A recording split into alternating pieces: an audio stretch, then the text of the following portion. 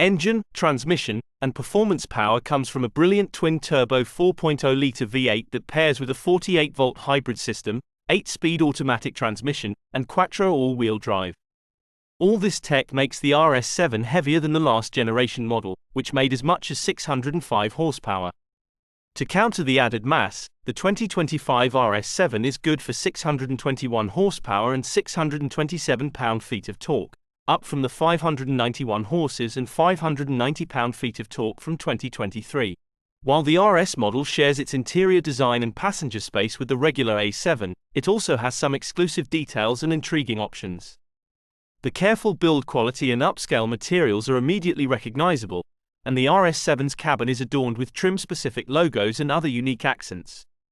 The standard front sport seats have rich leather upholstery but can be reskinned with even plusher leather and ventilated cushions. Its back seat can fit 2 or 3 people, depending on the chosen seat configuration, and the cargo area offers 19 cubic feet of space with the rear seats in use and 49 cubic feet with the rear seats folded.